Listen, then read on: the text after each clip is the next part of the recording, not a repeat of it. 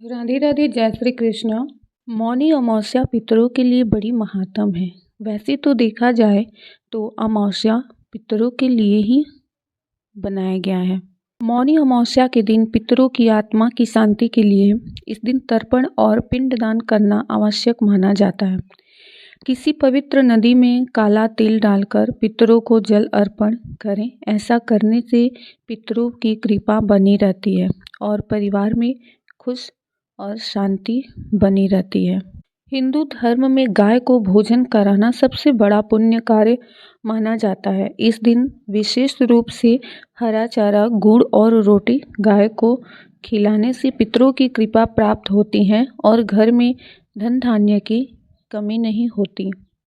मौनी अमावस्या पर कच्चे दूध में जौ, तिल और चावल मिलाकर नदी में प्रवाहित करना पितृदोष को शांत करने के लिए बहुत प्रभावी होता है और जीवन में आने वाली बाधाओं को दूर करता है। इस दिन सूर्योदय से पहले पवित्र नदियों में स्नान करने का विशेष महत्व होता है। यदि संभव न हो तो घर पर ही जल में गंगाजल मिलाकर स्नान किया जाता है। ऐसा करने से जीवन की नकारात्मकता समाप्त होती है और पितृदोष दूर होते हैं। मौनी अमावस्या के दिन ध्यान रखने वाली बात यह होती है कि जो लोग व्रत रखते हैं उन्हें मौन रहना होता है और जो लोग सिर्फ स्नान दान करना चाहते हैं वो स्नान करके दान करने तक मौन रहते हैं। दान करने के बाद ही अपने मौन को तोड़ते हैं। मौनी अमावस्या को पितरों के लिए दीपक जलाने का बड़ा ही महत्व है। ऐसा माना जाता है कि अमावस्या के दिन पितर पृथ्वी पर आते हैं। इस दिन वे अपने वंशजों से तर्पण और दान की अपेक्षा करते हैं, जिससे उनकी आत्मा को शांति और मोक्ष मिलती है। साथ ही शाम को जब पितर अपने लोक लौटते हैं तो उनके मार्ग को रोशन करने के लिए दीपक जलाया जाता है। ऐसा करने से पितर संतुष्ट होकर आशीर्वाद प्रदान करते हैं और अपने वंशजों को वरदान देते हैं। कुल के में सुख समृद्धि का आशीर्वाद प्रदान करते हैं। तो आइए जान लेते हैं कि दीपक जलाने का सही समय क्या होता है। मौनी अमावस्या के दिन पितरों के लिए दीपक सूर्यास्त के बाद प्रदोष काल में जलाया जाता है, जो कि इस बार इस साल 2025 में सूर्यास्त का समय रहने वाला है, शाम को 5:58 पर। तो चलिए साथ ही जान लेते हैं कि दीपक जलाने की विधि क्या होता है। मौनी अमावस्या की शाम में जो दीपक जलाया जाता है मिट्टी का दीपक होना चाहिए। उसको पानी से धोकर सुखा लेना चाहिए और नहीं तो आटे के भी दीपक बना सकते हैं। इतना करने के बाद दीपक में सरसों या तिल का तेल डालें और उसमें बाती या तुलसी की सूखी लकड़ी लगाकर जलाएं। दीपक को घर के बाहर दक्षिण दिशा की ओर में रखें, क्योंकि इसे पितरों की दिशा माना जाता है और दीपक को पूरी रात जलने दें।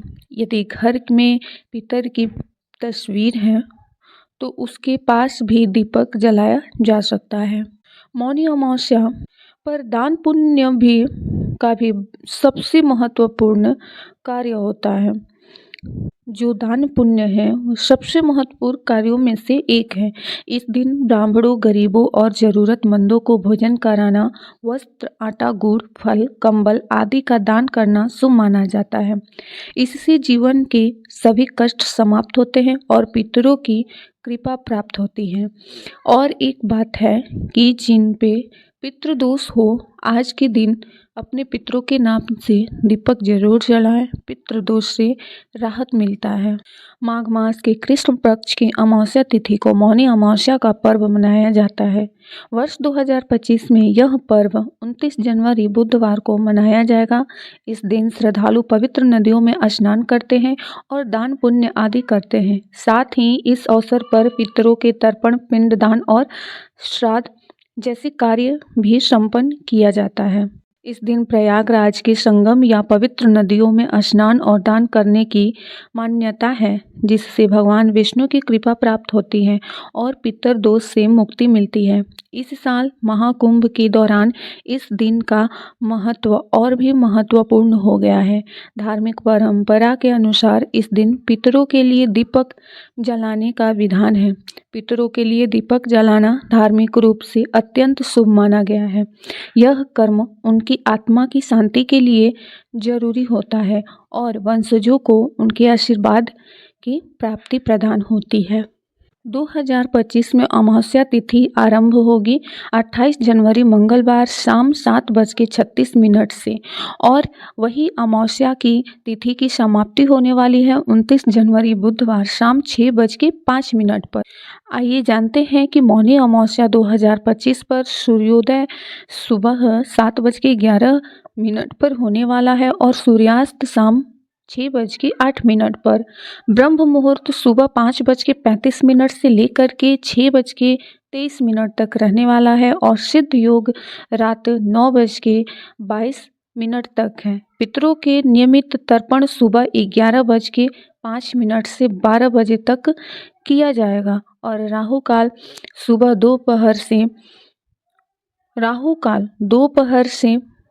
दोपहर 12 बजे से 1:30 तक रहेगा। राहु काल के समय में कोई भी शुभ कार्य ना करें और पूजा भी ना करें, क्योंकि यह समय अशुभ समय होता है, तो इसका ध्यान रखें। चलिए मिलते हैं अगले वीडियो में। यह जानकारी आप लोगों को कैसा लगा तो लाइक ज़रूर करें और कमेंट ज़रूर करें। तब तक के लिए राधे राधे, जय श्री कृष्ण।